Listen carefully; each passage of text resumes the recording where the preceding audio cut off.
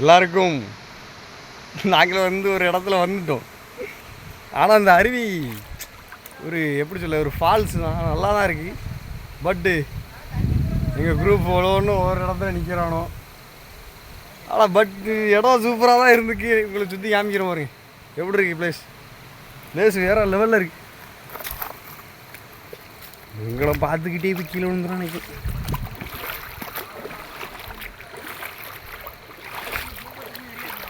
ஆனால் தண்ணி கண்டிப்பாக இருக்குன்னு நினைக்க ஒரு நம்பிக்கையில் போகிறோம்.